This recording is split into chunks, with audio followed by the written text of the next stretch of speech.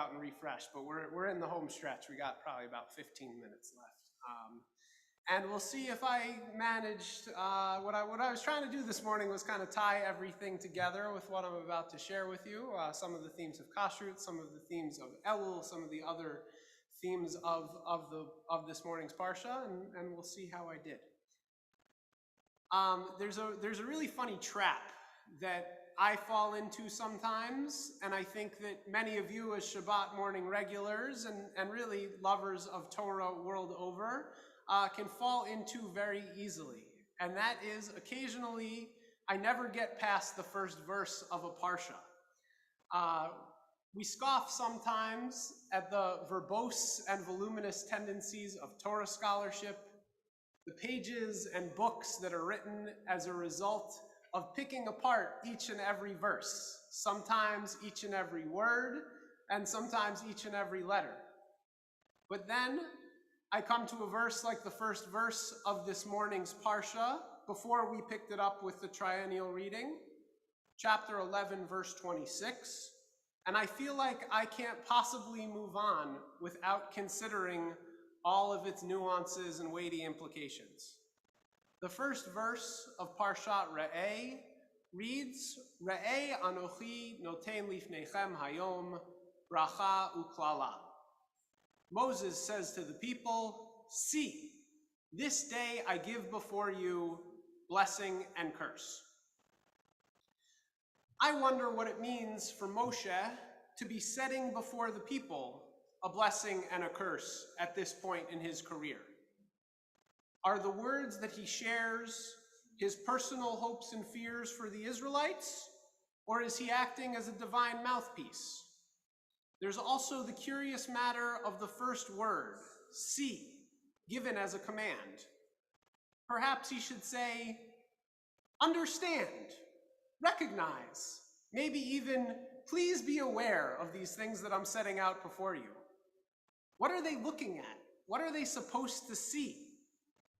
And most curious of all, at least to me, is that Moses is laying before the people blessing and curse, uttered in the same breath.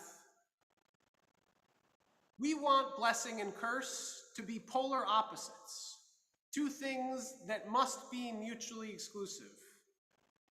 In fact, however, I think one of the most important understandings we get from this verse and throughout the book of Deuteronomy is that they exist side by side on a spectrum. Blessing and curse coexist. Sometimes one is a precursor to the other, and sometimes, especially in the moment without the benefit of hindsight, we cannot even distinguish between the two. I think especially for our ancestors in the Torah, blessing and curse were in constant flux. Imagine an ancient people trying to comprehend something like a bountiful harvest one month, and perhaps a pandemic cycle or a natural disaster the next. Without the modern tools to build more advanced understanding, a strategy such as thinking of these events as blessing or curse, or even reward and punishment if you want to slightly change the words, may have provided them with much welcomed reassurance. And because of that, both the blessing and the curse are really inevitable. There will be good times and bad, ups and downs. Moses, the longtime leader of the people, is preparing the nation for big transitions. When they enter the land of Israel, he will be gone. The manna will cease to fall, and the pillar of cloud and smoke that provided God's protection over the camp will dissipate. When these manifestations of God's blessing disappear, the young nation will have to learn what it means to be subject to the ups and downs of real life. It's almost like trying to prep a teenager or a recent college grad to step foot into their first job, their first apartment, their first car payment, all the other things that are involved in growing up. However, Parshat Re'eh, and even the aspects of blessing and curse, is not all about fate. Moses instructs the people to see the blessing and curse before them, because he is reminding them that their own choices are paramount. Ultimately, there are two aspects to Moses' long speech. The consequences, yes, but also the decisions we can make to observe God's laws and statutes in the first place. I think that the long passages we read about kashrut this morning are a great example of that. No human process is more about making choices than how we eat. According to Michael Pollan, in his very famous The Omnivore's Dilemma, how and what we eat determines to a great extent the use we make of the world and what is to become of it. He wasn't writing specifically about the laws of kashrut, but I think he could have been. How and what we think about kashrut can be a signifier of how we think about our place as Jews in the world. Our kosher laws are an important signifier of our historical tribalism, our differentiation from those around us. This is not a Dvar Torah meant to guilt you into second-guessing your order next time you go to Angie's or Lexi's or Loretta. We can have this discussion one-on-one at another time. But when I think about it, I wonder if chapter 14, verse 8, may actually be the most well-known verse about Jewish practice in the entire Torah. That verse reads, "And the swine, for although it has true hoofs, it does not bring up the cud, it is impure for you, you shall not eat of their flesh." That verse, more than possibly any other in the entire Torah, is what is most well known about Jewish practice. During the 2 years I lived in Peru, when I was the first, and in many cases only Jew that people had ever met, they understood very little of my theology or religious practice, and they tended to remember even less. But what stuck with them was the fact that no matter how hard they tried, I would not eat pork with them. Yet despite its cultural significance and prominence, kashrut also drives us crazy. Not just because we may be tempted by a slice of bacon, but because, as we mentioned earlier, there's no reason whatsoever given for these practices. We are empowered to choose.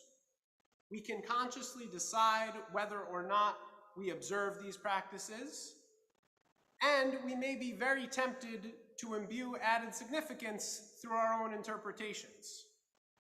But as the Bible scholar Jeffrey Tigay writes, that with regards to the kosher laws, the Torah devotes no attention to the question of why.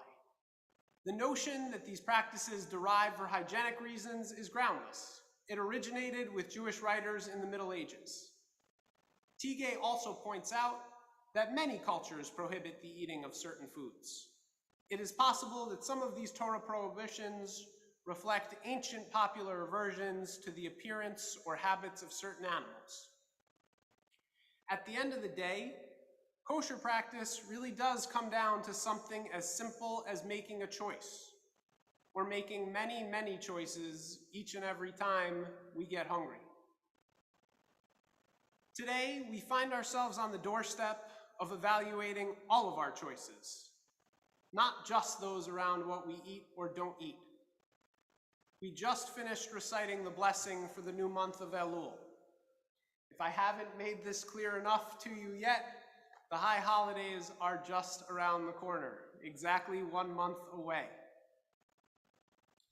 In reflecting on this period of repentance before Rosh Hashanah, these kind of extended days of awe, Shai Agnon writes that let every person do tshuva, do repentance, during all the month of Elul, and let each person scrutinize their actions with a view of mending them. What I think Agnon is encouraging us to do is to review our choices one by one.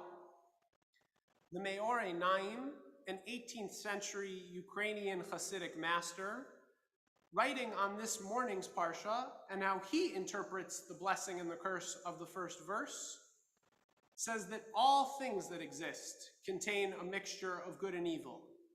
In everything our eyes see, we can find either good or evil. Our job over the next month is to try our best to recognize what is in front of us, to see the blessings and the burdens we are faced with, and to try to disentangle that web. Just like Moses suggested, or perhaps commanded, we need to look right at it, to see it all at once, the good, the bad, and the ugly. We will, God willing, be back in these pews in exactly a month. And I hope that the choices we make between now and then, the choices of self-evaluation, honesty, tshuva, repentance, and return, are ones that can lead us into the high holidays with open minds